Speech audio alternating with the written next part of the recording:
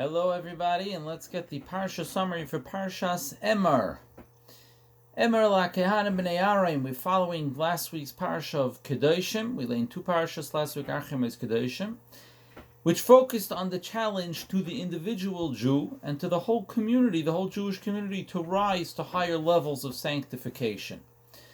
The Parsha of Emor continues along a similar vein, but addressing the special sanctity of the Kohen. We have a Kohen, Levi, Yisrael, 3 different families within the broader Jewish people, and the Kohen has an even higher level of sanctity that he has to live on, priestly level, as well as the Kohen Gadol, which was even above that. Higher levels of Kedusha that are concomitant with stricter policies of personal religious conduct.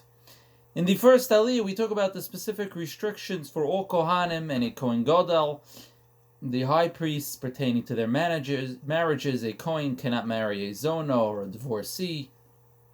And when it comes to mourning, this Aliyah obviously is practically appropriate, particularly appropriate, to give to a Kohen. And Amir Hashem, next year, and going forward, we should give it to a Kohen in our Shul if we don't have a miracle in time for this Shabbos. A Kohen who has a friend who is a mace, who passes away, he cannot become ritually impure tameh. Still today, a Kohen does not go to a funeral.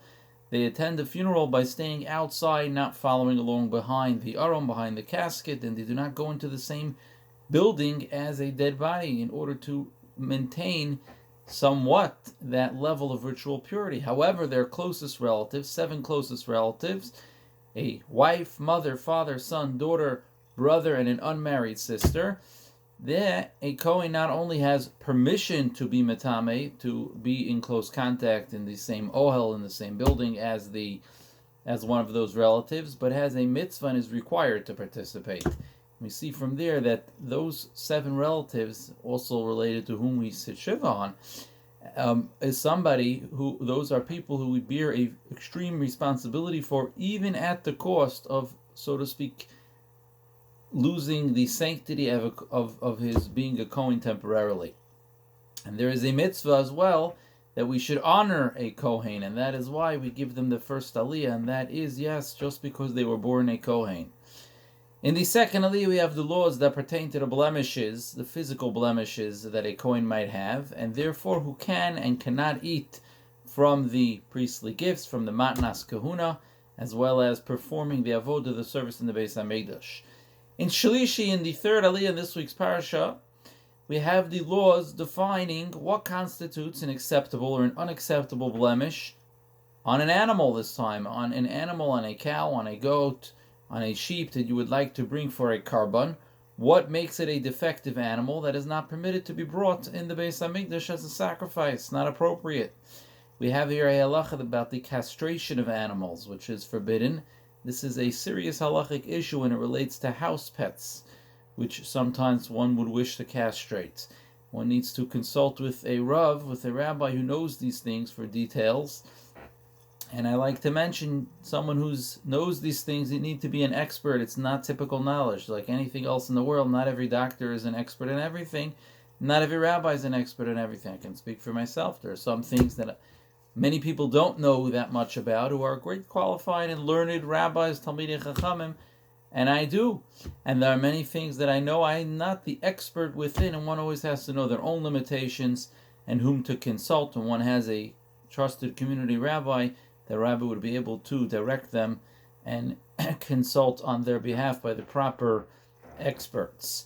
And until this point in the parasha, the Torah has dealt with the sacrificer and the sacrificee, the Kohen who brings it, and the sacrificee, the animal that is being brought. We now change gears slightly and discuss another meaning of the word sacrifice, of kadosh and things, and that is what is addressed slightly indirectly in the parsha, but the Torah tells us 2 mitzvos, 2 extremely important mitzvos, literally so, and that is that we are not allowed to make a chilul Hashem. We cannot desecrate Hashem's name, cause dishonor to be brought to His name. And second of all, that we must sanctify Hashem's name. We sanctify, we make a kiddush Hashem, and the greatest kiddush Hashem is that there are mitzvos. We have the three big mitzvos: murder, incest, adultery, and idolatry. Those three mitzvos, as well as a forced conversion, especially in a situation where it's public,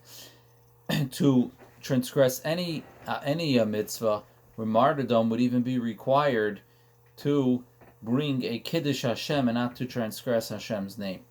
In the fourth Aliyah, we have the official formal inauguration, the establishment of the mitzvah of Shabbos, one of the most essential things that we have in our Yiddishkeit, the opportunity that we have to keep Shabbos, to honor it and to watch it, and to have a Sheishes Yamim Tasem Malacha, 6 days that we work. But on the seventh day, we refrain from doing work, we refrain from doing Malacha, we put away our phones, we put away our car keys, and we observe the Shabbos, and that is what takes our neshamas and makes it otherworldly and prepares us for the future when we come closer to HaKadosh Baruch Hu. In the fifth Aliyah, we have the official establishment. Well, in the end of the fourth, we have the establishment already of Pesach, of counting the Omer. We're in the middle of counting now, like Ba'omer coming up this week, and of Shavuos. In the fifth Aliyah, we have Rosh Hashanah, we have Yom Kippur. This is where those mitzvos are given. The sixth Aliyah, we're given the mitzvah of Sukkos.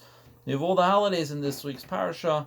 And in the seventh Aliyah, we have the laws of the Ner Tamid, which in the Beis HaMikdash, they would light a candle that never burnt out. We have a Ner Tamid in a Shul. And every Shul in front of the Aron Kodesh, a candle that has never burnt out. Those Ner Tamids are very lonely now.